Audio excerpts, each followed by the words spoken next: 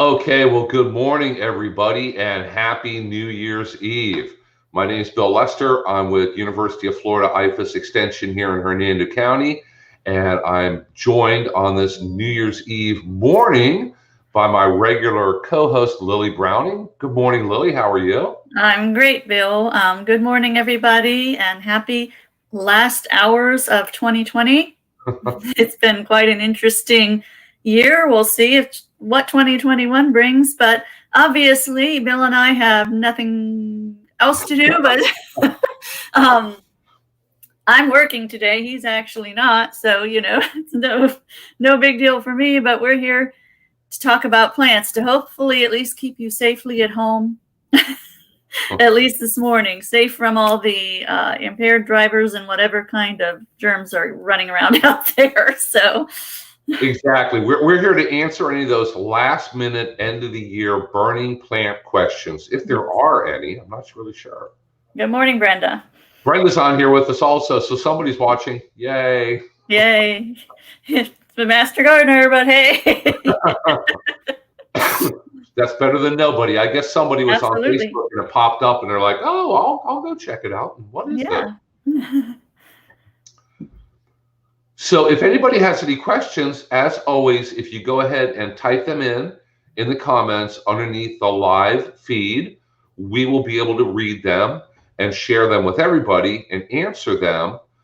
But this morning, I just wanted to talk a little bit about some of the plans we have for the upcoming year and different things that I'm planning on doing in extension.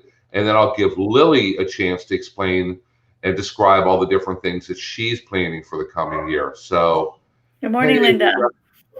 Linda's on here also. So happy New Year, Linda. I saw Linda yesterday, I believe.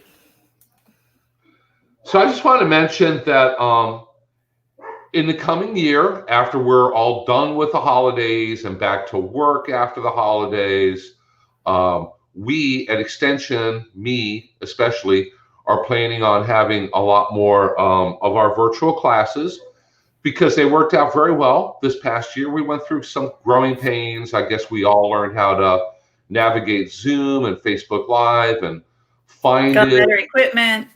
Get logged on and turn on our camera and turn on our microphones and everything else. And Teresa. Good morning, Teresa. Let's give a special thank you to Teresa, who, with all the different Zoom classes and everything else, without both Teresa and Ashley helping out, they probably wouldn't have happened. Well, they would have happened, but they would have been a great big mess. So yeah. Teresa is a huge help with all the behind the scenes things. When we do Facebook Live, she's the one behind the iPad or the phone actually shooting the video. So Teresa, everybody needs to go on here and thank Teresa for all of her hard work this past year. Now, sometimes some of those videos shot from your house are from your other production assistant. Don't ignore her. Yeah, well, my wife, Nora, is a huge help because it seems like the dogs are always sound asleep until I click start. And then they magically wake up or the mailman comes or they drop a box off at the front door. She does a very good job of shushing them and putting them out back and trying to keep them reasonably quiet. I'm sure a lot of times you guys can hear them in the background. And meanwhile, she has a very strong career of her own that she's trying to work at the same time that you are. So. Oh yeah, the two of us juggle Zoom meetings and Zoom calls all day long. We have to coordinate. Okay, what are you doing tomorrow? Well, I have a class at 10. She has a meeting with clients at 11. And we need another job board, I think, on the wall to lay out all of our meetings and activities here. So we got a few people on. Hey, we have 15 people apparently watching us live. So. Okay. So what you got coming up in 2021, Dr. Lester? This is the best comment so far. Teresa rocks. And yes, that is true. I have to agree with that. That is true. But coming up, we are going to have a lot more virtual classes through a combination of either as we're doing it here right now, this is StreamYard. This is a platform that I've started using for our virtual plant clinic, and we're going to have other classes using this. We're still going to be using Zoom. We're going to be using just straight Facebook Live, either using an iPad or a phone. And the nice thing about all them is they're automatically recorded. So if you're not available to watch it at the day and time we do it, that's no problem. You can go online later on and watch the entire thing and not miss it. If you watch it all the way through and you miss some information, you can watch it again and again, as often as you'd like. Some very, very big news, and I didn't even have a chance to share this with Lily first thing this morning. We are going to be turning this weekly plant clinic into a proper podcast.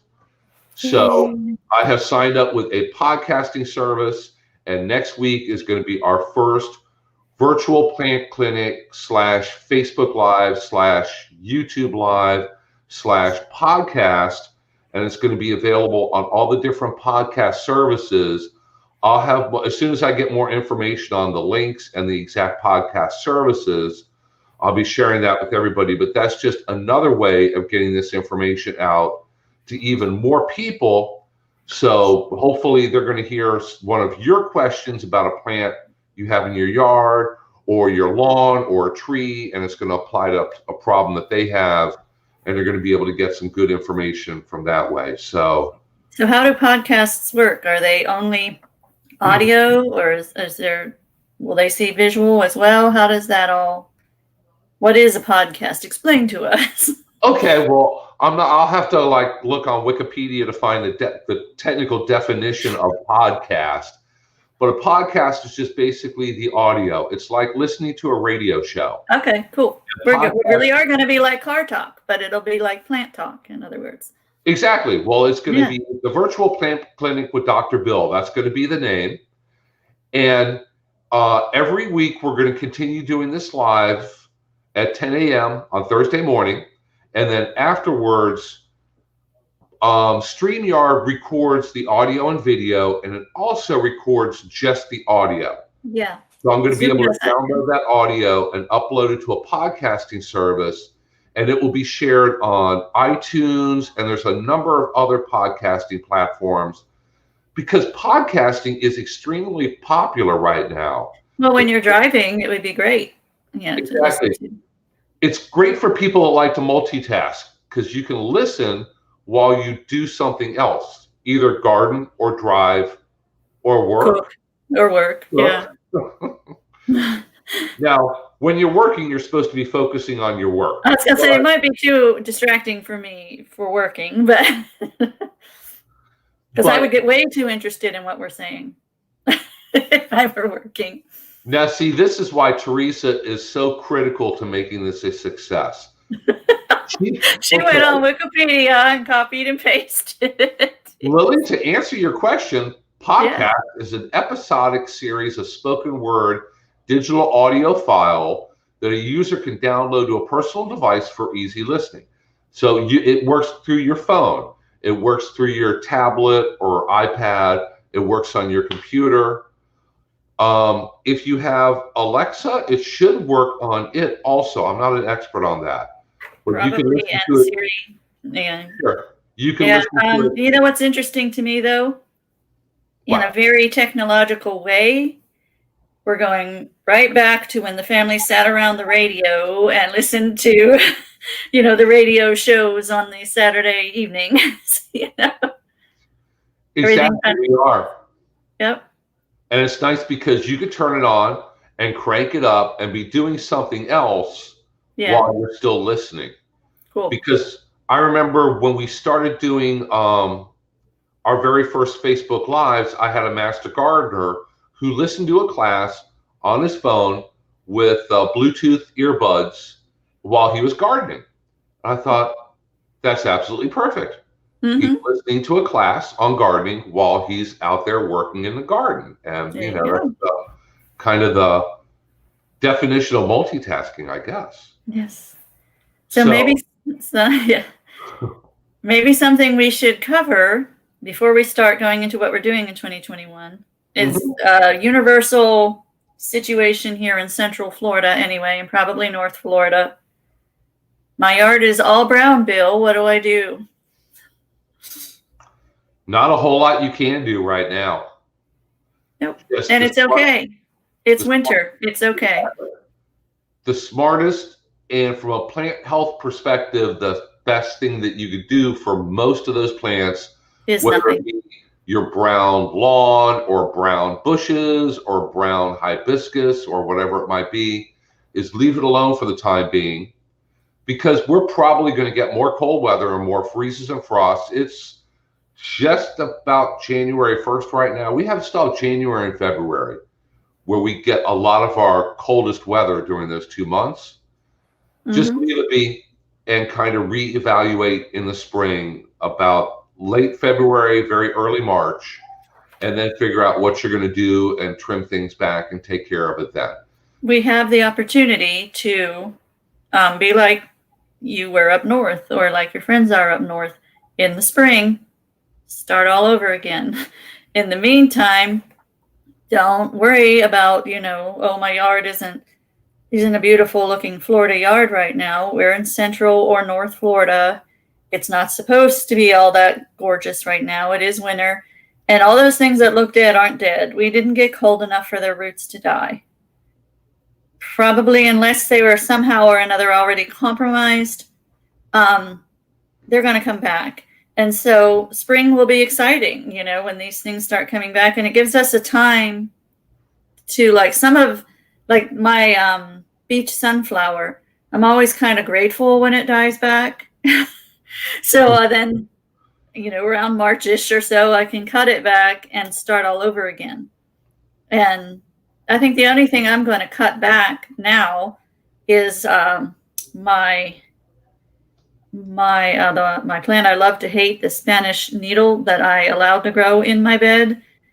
Even though it is technically a weed, it's a native plant that I couldn't take it out completely because of how much the pollinators love it. That it's, something like that, it's okay to cut back now, because you're not going to stop it from coming back in the spring. Yeah. Other if it's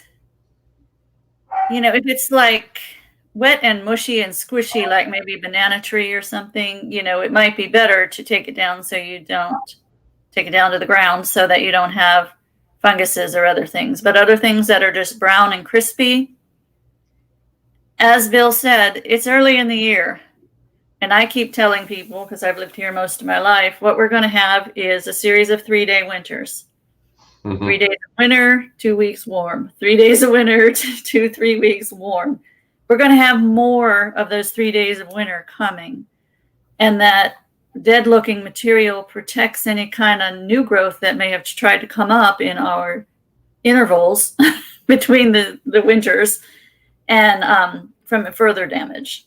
And if you prune it, you're going to force new growth that'll be a lot more susceptible to freeze and frost damage, bringing it closer to the core of the plant, and without any of that dead material to protect it. Yeah, because those dead leaves can act like a little bit of a blanket to help protect the stem and the trunk. Now, depending on what you have in your yard, you may have plants that are completely dead and are not going to come back. I know a lot of people over the last couple of years have been growing tropical, mostly fruit trees and food plants that do very well down in Miami, and they're planting them further and further and further north. So I would still wait and see, though. People with soursop trees in the Orlando area, they may be dead with the freezes that we got, because I know at my house that morning it was like 26, 27 degrees. And Orlando are going to be very similar. I wouldn't call them dead yet till when, like April, May, if they're not showing any signs of returning. At some point in March, you're going to know. You can't say for sure right now, but be prepared that some of those things that you planted that do not generally grow this far north may not recover. And you can, on the smaller branches at that time, use your thumb to break, to peel some of the bark away, Mhm. And if it's green in there, it's alive. Give it some time. I don't know if anyone has had any like palm issues. We should discuss that if they think their palms have died. Palms, and this totally depends on the variety of palm we're talking about, can get frozen back pretty badly. Most of the most common palms in the landscape here, it didn't get cold. I haven't seen any damage to queen palms. Okay. You know, and yesterday, I think it was yesterday, I went out. I don't go out that much. And I thought in my mind, look for the queen palms to see if they've been damaged. And then I forgot the second I backed out of my driveway. But I may take a ride to go and do that. Because queen palms are not supposed to grow up here. So if we had it below 28 for 4 hours or more, which we didn't, they could show, the damage from that. Yeah, so even though I haven't seen any damaged queen palms, there may be some around here because it did get pretty cold, and it was for definitely a couple hours at least. But some of the other palms, I don't think, do the queen palms, do you have to worry about the growth spear, or is that just more like your Washingtonians or cabbage palms or something like that? No, you do have to watch with the spear leaf. So if you have a queen palm and it got frozen back, if the spear leaf or the newest little teeny tiny just starting to poke out leaf is dead, the palm may be dead. But sometimes that spear leaf, just the part sticking up, gets frozen, and if you wait, the rest of it will push back up and it will recover. So it's probably way too early. Right, and by wait for the palm, you mean June. If it's not coming back by June, then it's dead. Yes, patience is your friend when it comes to figuring out whether your palms have survived freezes or not. So don't rush out there and go, oh, my palm looks really brown, I'm just going to cut it down because it died. Because you don't know that, and we can't tell that. Nobody's going to know that for a while. And probably if you have a baby queen palm, it is least, not as likely to make it as a full adult one. Yeah, generally the larger and older a palm tree is, the colder temperatures it can take. And a lot of like cabbage palms, gosh, they grow up into South Carolina. Oh, yeah, they'll be fine. So they can take cold weather. They're not going to die from cold weather. Not from cold weather. That's another issue, what they might be dying from. Yeah, Sylvester palms can grow all the way up into North Florida, so they're not going to die from cold weather here. Right. Bismarck. Robolinis, though, remember we couldn't remember that name, and I texted you like 4 days later, Robolini. They could have an issue. Yes, Robolinis can freeze and can completely die. Or the problem with Robolinis is people generally get them in threes. So it has the 3 trunks. And it's used very commonly for landscaping with newer homes. So a lot of people have the 3 trunk Robolinis. So if it gets severely cold damage, 1 trunk can die. And now you have a 2 trunk Robolini. Or maybe 2 trunks die and you only have a 1 trunk. And it doesn't look quite right anymore. A lot of times, because I have one that's tucked up very close to the front of the house, and it gets very, very little cold damage because it's right close to the house. Other people I've seen have them out in the middle of the front yard, and they can take a lot of freeze damage. They can lose all their leaves, and it's going to take until like August for them to grow back and start to look decent again. Businesses like fast food and stuff tend to love to use them because they're so small and they have that small landscaped area around their buildings. Yeah, they're small and they're slow growing. And the funny thing is, you never see them really large up here in Hernando County or Central Florida. Yeah. If you go down to South Florida, I've seen them down there where they're huge. Really? Yeah, they grow a lot larger down there than they do here. I haven't spent much time in South Florida. Every time I have time off to go anywhere, I'm headed north. That's where the grandkids are. Yeah, you need to go south, down where it's warm and pretty and not north. Yeah, but you have grandkids south. I have grandkids north. Yeah. We have a question there from Carl about covering plants? Yes. If it is going to get really, really cold that night, you need to go out and cover your plants and do it before sundown. So on the rare occasions when I would cover plants, Yeah, your frost sensitive plants. Yeah. Yeah, I do it late in the afternoon so you can trap some heat underneath your coverings. And then you have to be sure to have the covering, the sheet or the frost cloth, cover the plant down to the ground, because what you're doing is you're trying to trap the heat coming out of the ground to keep the plant warm overnight. And it's very important you take the covering off the next morning after the temperature has come up above freezing, because I know the day after Christmas, oh my gosh, it was like 20s when the sun came up. And took a while until it was well above 32 degrees. Yeah, like 10 or 11 o'clock. Yeah. But you want to take them off as soon as you can. You know, you don't need to wait for it to be 70. It only needs to be 33. And those plants need, well, unless it's a South Florida plant that can't take the 40s.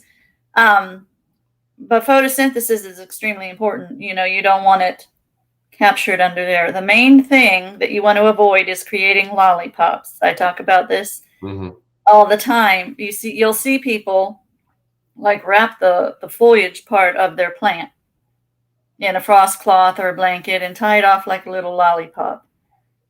They have accomplished absolutely nothing. We're thinking of plants like a mammal. Yeah. You know, we wrap up in a blanket because we have the capacity to generate our own heat. Plants don't. We're not trying to keep them warm like with the blanket. We're trying, like Bill said, our ground's never going to freeze. We don't have permafrost here. Maybe 48 is about the coldest the ground is really going, you know, to get kind of deep down. So what you were trying to accomplish is creating a tent that captures that radiant heat from the ground. And we don't need to make it a sauna in there. We need to make it above 32 in there. And that is why he mentioned the cloth reaching all the way to the ground. Best case scenario, if at all possible, is the covering doesn't touch the plant at all. Not usually accomplishable, though. Yeah. If it's a small plant, you can put a box over it. Fantastic. I've seen people use the recycling bins. Just don't tell Carmen. That works great too. But you can use a cover that may touch if, you know, it's a larger plant, but don't use plastic. That's the main thing. Use a sheet that drapes all the way to the ground, or the frost cloth, and maybe even put something to stop the cloth from blowing away as well. Yeah, you do have to watch and uncover them the next day, because if you leave the coverings on after the sun comes up and it warms up, you kind of created a little miniature greenhouse, and it gets very hot underneath it. So now you're taking your poor plant and it's getting half frozen at night and then cooked by noon the next day, and it's very, very stressful. And you have just changed its environment. I mean, it's the environment already suddenly changed because of the cold, and then you suddenly take light away from it too. You know, all these things are stresses. Yeah, and some things can, because I've had to drag plants and trays. I have a number of little papayas going, and I had to drag them into the garage for a couple of days. They can handle being out of the direct sun for a few days. Right. They weren't really happy, but they would have been a whole lot unhappier if they had been out there with 26-degree Sure. And in your garage, it was probably 40, you know, so. Yeah, it was chilly, but they did fine. Right. That's a lot better for them. Yeah. So Deborah Sue wants to know, for those who suffer damage to their palms, what do you recommend regarding cleaning up the palms that have been partially damaged to help the yard look better? Good question. Good question. Yay. Did you pay her to ask that question? Nope. Nobody's been compensated for these questions. That is a fantastic question. She probably might not like the answer. You want to go with it? Sure. Technically, the best thing to do right now is nothing. To let it be and wait to see, number one, how, is your palm dead or alive? If it's still alive, how much damage has it gotten? The dead brown foliage is going to at least partly protect the rest of the palm tree in future freezes during January and February. You don't want to rush out there and start trimming off too much off of your palm. Now, I understand that a lot of people live in homeowners associations, or they don't want their palms to look terrible for the next 2 months. So technically what you could do is, if you have palm leaves or palm fronds that right now are 100% totally dead, it is safe to trim them off and remove them. If your palms have either the branches with the flowers or branches that have flowered and set seeds, you can cut them off at any time. You don't have to leave them on. But if you do have leaves that are partly brown and partly green, you want to leave them on, because that's helping to feed the palm and perform photosynthesis. And the palm is going to move the nutrients in those leaves to the brand new leaves over time. So trimming off green leaves off a palm tree is terrible. It's like you're taking the fertilizer you pay good money to apply out of the tree, and you're sending it to Carmen Bruno up at the Hernando County landfill. And that doesn't make much sense. You paid for the fertilizer, leave it in the palm, let the palm move it from old leaf to new leaf where it's going to be needed and used. And especially if your newest leaves or the spear leaves are only partly emerged and they're brown, let them go, because they'll probably keep growing out and the other half of them will be green, if that makes sense. And your palm may look rough for a while. Robelinis, like I said, if they got frozen back really bad, they're going to look bad for a few months. And there's not a whole lot you could do about that.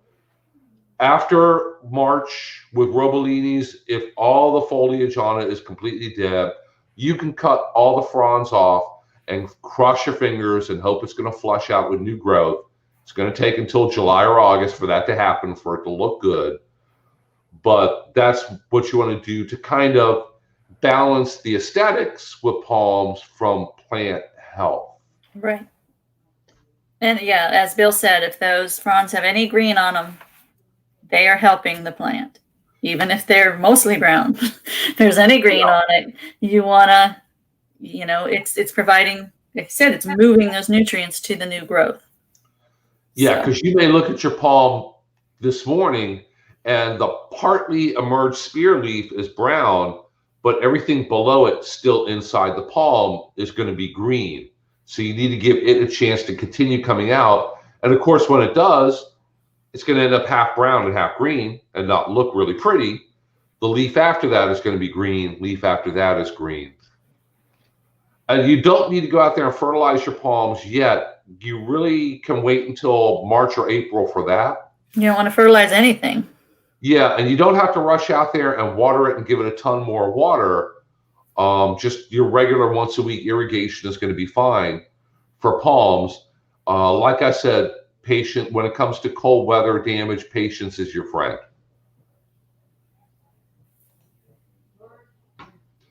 So Linda asks, when should damaged plants be fertilized to assist new growth? While dormant, just before they should start new growth, or once we see new growth? I would say once you see new growth and once you're reasonably sure the frost and freezes are over with. March 15th.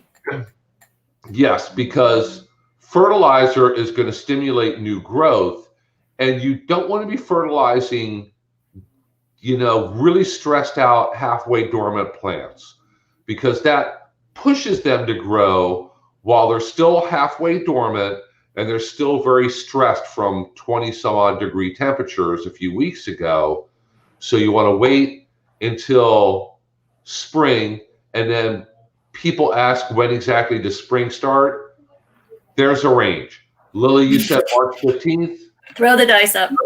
Sure, that's good. I've seen devastating freezes on April 1st. Yeah, me too. So never used to, but it's happened like in the last 5 years. You could set your calendar March 15th. We will not get any more freezes. Not anymore. Yeah, and all it takes is one really, really cold night to re-damage all those things that are starting to grow back and starting to flush out and starting to look good again. It might And happen naturally because of our, weeks of warm weather in between our 3-day winters. But we don't have to push it. And since we're talking about fertilizing, what starts tomorrow, Dr. Bill? for anybody in Hernando County, our fertilizer ordinance includes a blackout period so that homeowners cannot fertilize their lawns during the month of January, February, and March. Now, in other counties, your fertilizer ordinance may be very different. So you need to check with your county extension or look online to find out the details of your county's fertilizer ordinance. But here in Hernando County, you can't fertilize your lawn January, February, and March. And you really don't want to anyway. No, it's not, it's not a hard rule because why? You don't need to. It's not good for your lawn. Yeah, and please don't think that, oh, my lawn is brown. So if I go out there and fertilize the heck out of it and water the heck out of it, it'll green up in a week and it'll look great in time for January 15th. It's not going to happen. No. It's and Deborah Sue has a question about that too. So and you will be doing nothing but wasting your money on the fertilizer and the water and wasting the resources and potentially putting all that fertilizer into the Weeki Springs and Chassahowitzka and Arapika and everything else. So the reason for that is because our grass is in a semi-dormant state. It reacts to the daylight hours. Mm-hmm. Doesn't care how warm it is. It reacts to the daylight hours. It has sloughed off most of its roots, and it's not actively growing. It has no capacity to take up that fertilizer right now. If it gets kind of confused, and it does, then you've stimulated new growth, which is going to be very susceptible to freezes. Yes, and you skipped Sean. Yay, Happy New Year, Sean. Yes.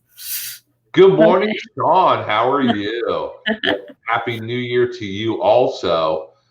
So yeah, with the grass, you're not really going to be able to tell for sure whether you have dead spots or not right now. You really need to wait until the yard starts to regrow, and that's going to happen at some point February, March, earlier or later, and then you're going to be able to evaluate, do I have a dead spot over here? Is it going to come back? Is it not going to come back? What shape is my yard in? Trying to force it to green up and grow and look good this time of year is just a waste of time and money and resources also. We don't want to encourage people to do that. I had a phone call that came to me. This lady, she has issues trying to figure out her irrigation clock anyway. So she has it on manual, which you and I would probably recommend to her anyway. Sure. But her watering day was Wednesday, and she was going to be away on Wednesday. So she was asking pretty much permission, could she water on Tuesday instead, which I don't have the ability to grant her that permission. And besides, that's code enforcement here in Hernando County who enforces the watering rules, and they're not allowed to make exceptions for you either. So, if they caught her watering on the wrong day, she would be fined. But I had to let her know, you know what? It's winter. You can skip a week, and your lawn is not going to suffer for it. We just had some good rain Christmas Eve, and convinced her that instead of violating the rules, just skip a week and nothing bad was going to happen to her lawn because of it. Yeah, remember, just because you're allowed to irrigate once a week doesn't mean that you have to. Now, obviously, if it just rained, let's say your day to water is Wednesday and we get a huge storm front and it rains a lot the day before, you obviously don't need to. But if you skip a week or miss a week this time of year, it really doesn't make a huge difference with your lawn. Your lawn is not using water. It's not needing water. It's not taking up a lot of water. So don't think that if you miss a week, your lawn is going to all of a sudden die because of that, because it won't, not this time of year. So Cindy, one of our regular followers from Pinellas County, pointed out, and this is a really good point, the Pinellas County, their blackout period is from June 1st to September 30th. So this does vary a lot county by county. And if you're in a county other than Hernando County, you need to double check with your own county to make sure that you're following the rules for wherever you live. Then the reason for that is because of the heavy rains during those months. They don't want it to be carried off in stormwater runoff. And it's possible, isn't it, Dr. Lester? It's possible that some of those months may be added to our fertilizer ordinance in the next few years. Not taking away those winter months, but adding some of those summer months too. Well, you can make the argument that during the winter, your grass is not growing. It doesn't have much of a root system. So if you go out there and fertilize your lawn today, your grass is not taking it up. And the fertilizer is going to go somewhere. Right. It's going to wash away. It's going to leach through the sandy soil. It's going to end up in the groundwater. You can also make an argument that if you go out there and fertilize heavily on a summer afternoon and you get a huge rainstorm, that fertilizer is going to wash off of your yard, go down the gutter into a retention pond or a sewer or a creek or the Gulf of Mexico. Or common sense would tell you that if you live on a canal and your backyard is at a 45-degree angle and you fertilize your lawn heavily in the afternoon and an hour later you get a huge rainstorm, yeah, it's going to end up in the canal. Common sense tells you that. So you can make that argument also. So different counties have adopted different fertilizer ordinances with different rules.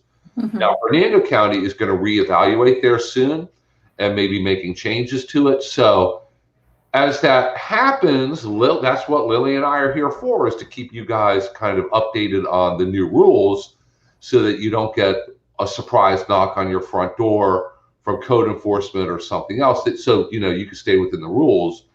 But these things are always subject to change. And I'm sure every other county reevaluates and takes a look at their rules on a regular basis and tweaks them, changes them. Things are always changing. Always something for us to keep up on. Always gives us materials for our upcoming classes. Right. Or you could do like Bill and I, who don't fertilize our lawns. Yeah, right.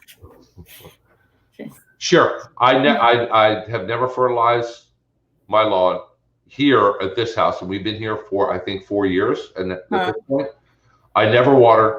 I don't care how dry it gets. We have Bahia lawns, though. I have half Bahia and half weeds. Yeah, well, me too. Yes. So what's going to happen is in the spring, I'm going to go out when it starts getting warm and we have a, rain shower. I'm going to go out and stand there and watch the rain turn it green, like insta chlorophyll. That's what's going to happen with the Bahia. Yeah, when the days start to get longer quickly and it warms up a little bit and it's a little bit warmer overnight and we get regular rainfall, yeah, you're going to see that Bahia grass green up and start to grow. Like I said, if you think that you might have dead spots or areas in your yard, you can't really say for sure right now whether it's going to come back or not. You have to be patient and wait. But Deborah Sue asked a very good question about why we have fertilizer ordinances and why we worry about that at all. Is red tide associated with fertilizers in waters? And yes, it is. Red tide is not 100% caused by people fertilizing their lawns and having it wash into the water, because red tide is something that has always existed in the Gulf of Mexico. You can go back thousands of years and red tide was present. You would occasionally have outbreaks. But what happens now is when you get an outbreak of red tide and you have excess fertilizer from people fertilizing their lawn and nitrogen from septic systems and manure runoff from pastures and farms and all this other pollution stuff that we throw into the water in the Gulf of Mexico, when you add that to the natural red tide organism, yeah, I'm thinking it's not a bacteria, it's not a fungus. What is it? Teresa, what kind of organism is red tide, if Teresa's still on here? We need Brittany. Yeah, where's Brittany when you need her? But when you throw all that stuff in the water and you have a red tide outbreak, it becomes a really big outbreak and it lasts for a really long time because you keep feeding it and stimulating it and making it worse. Is it a cyo something? Cyanobacteria. Thank you. I think that's correct. Okay. Hopefully Teresa will catch me on that one. Gosh, I didn't know today was. Pulled that out of somewhere like way back here. No, that's one of those waterborne organisms that, because I deal mostly with soil-borne and plant pathogens, and that's bacteria and fungi. So in the water, you throw in a whole bunch of other little living things. Some are good, some are bad, some are, dangerous for people's health.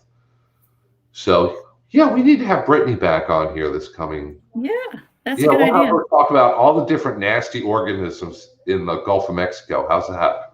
That sounds cool. That's a good topic.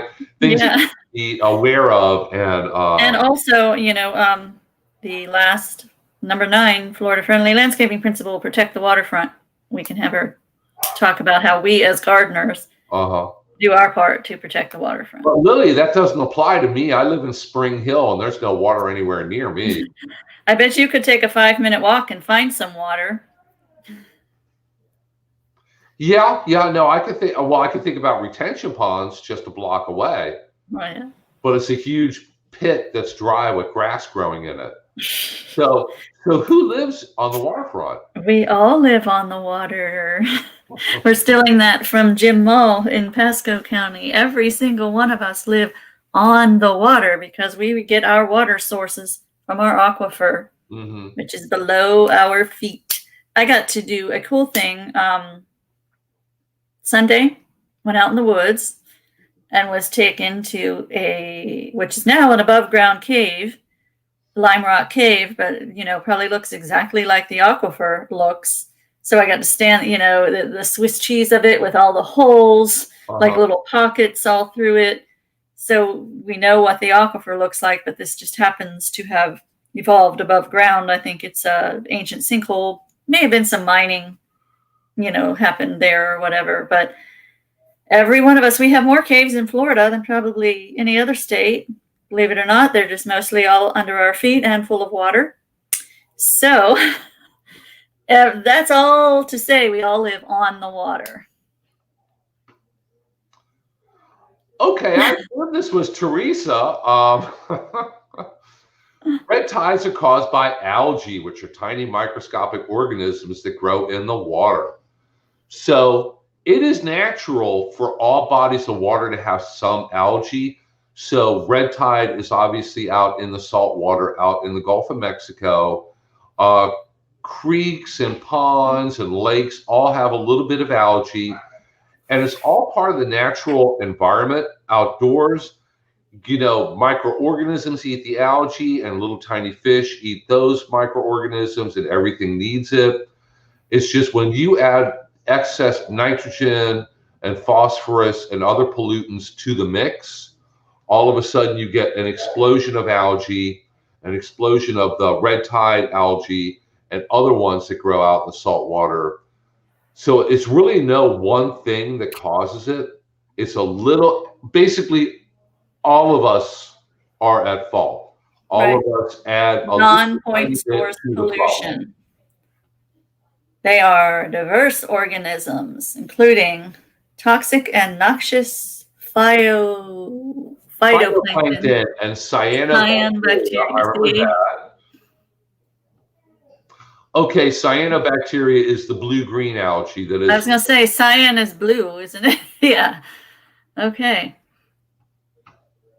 And in Hernando County, as far as I know so far, we have just missed out on having the red tide issues. It's gotten up to Pasco, hasn't it? And then I think so. I haven't heard about any big outbreaks, but they're always monitoring it. Right. But what happens is it like inches up here, and there's a good Gulf Stream that shoots it out into further in the Gulf before it gets up our coast. That's not saying that's always going to happen. If there gets enough of it, it's going to push its way up here. But so far, we have lucked out, if you want to call it that. Yes, and I know that our Sea Grant agent, Brittany, Marine agent. spearheaded the effort to, I believe that we have, I think it's a volunteer effort where they do regular water sampling here right off the shore of Hernando County. So they're always monitoring, they're always checking. And that's a warm weather issue too. Yeah, it's much worse during warm weather. I know the Gulf of Mexico and my swimming pool are both really, really cold right now. I've even tried mine. Really cold, yeah. So red tide definitely likes it warmer and not colder. Well, I don't have a heater in my pool, so I have not even attempted to do anything but walk by it. And it adds a couple degrees, but when the temperature out there gets down into the 50s, that doesn't help a whole lot. Yeah. So I wanted to make quick mention of some of the different classes and things that we have coming up. If anybody is ever interested in learning about all of our classes and seeing the listing of them, if you go to Hernando Extension, all one word.com, we have a full listing of all of my classes and activities, all of Lily's. Next Tuesday, January 5th, in the evening, we are going to have our first dinner and a class activity or class at 6:30 in the evening. And I have one of my brand new Master Gardeners giving a class. Her name is Sydney. And the class is on fostering food resilience, the basics of beginning a Florida forest garden. So for anybody who's interested in food forests or growing more edibles on your property, how to integrate fruit trees and sweet potatoes and everything else in between, you want to tune in for that. That is going to be through what you're looking at right here through StreamYard. It's going to be broadcast live on our Facebook page, our Facebook group, and YouTube Live. So go ahead and check out HernandoExtension.com for all the links for that. Like I said, that's Tuesday, January 5th at 6:30 in the evening. And the week after that, we are going to have an online Arbor Day class. Learn all about trees because we have Florida Arbor Day coming up really soon.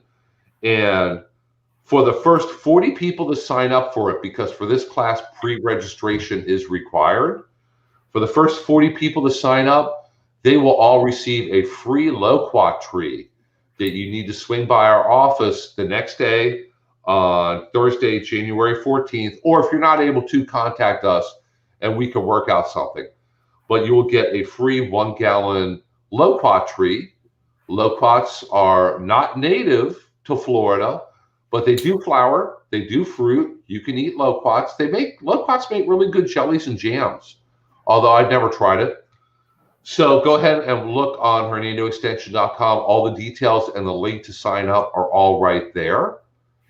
And of course, if you ever want to contact me, if you have any other questions, there's my email. You can email me pictures of plants.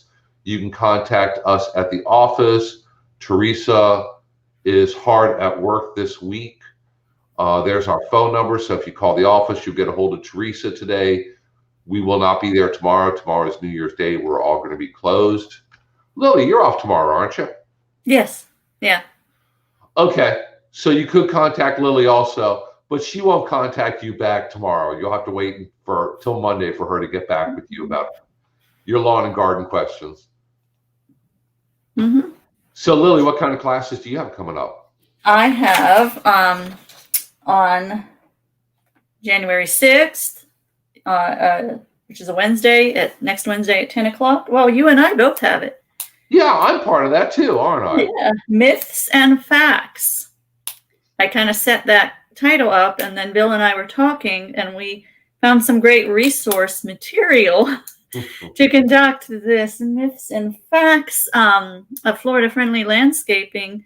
And a good part of the material is going to come from a Facebook group, not a gardening group, a community group, where somebody asked, what's wrong with my lawn? And the answers that came up from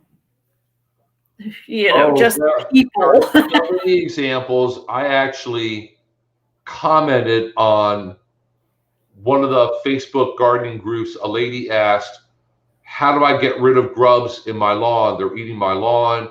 And one of the answers or recommendations given to her involves baby shampoo to control imaginary grubs. So if you want to learn what imaginary grubs are and why you should not use baby shampoo on your lawn, other than being really weird. Well, but no more tears from your lawn. Exactly. And I think my favorite turf disease control recommendation from somebody for St. Augustine grass is to use ground cinnamon. So you would have to go to either Sam's or Costco and get the really big containers of cinnamon, a whole bunch of them, and sprinkle it all over your yard, and your yard will smell wonderful. It will smell It'll smell like Christmas. Yeah. Won't do a darn thing to help control diseases, but it will smell wonderful. So we're going to cover all those things in that class. You should have called it the good, the bad, and the bizarre, really. There we go. We can do recommendations out there. Yes. Also on the 12th and the 19th, which are Tuesdays, are more classes with Dr. Lester. It's part of a continuing series of how to have a Florida-friendly certified yard. There is such a certification out there. You can have a certified Florida-friendly yard. Part 1, you can go to my Facebook page and you can see either the Zoom recording or the Zoom recording on YouTube to watch part 1 if you want. You don't have to follow, you can just watch the parts separately. Bill and I will be doing that those 2 weeks. And then, what do we have? The 27th is a Wednesday. I'll be doing proper pruning. And I can't remember if you said you were going to help with that or not. I'm not sure. I have to check my schedule. Okay. All right. I've been meaning to ask you, can I get my yard certified Florida friendly? Sure. Am I eligible? We can find out if it qualifies. I might have to do that. So, yes. And will you, if I pass certification, do I get a little sign to put out? You do. I need to get in touch when UF comes back to work. They don't work holidays.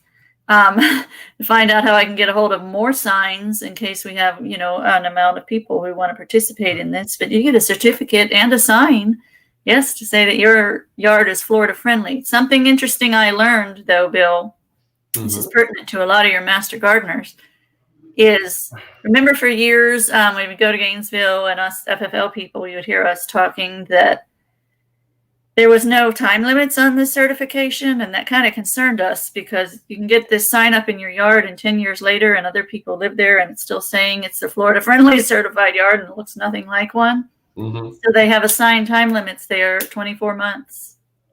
So when you become certified as a Florida friendly yard, that's only good for 24 months.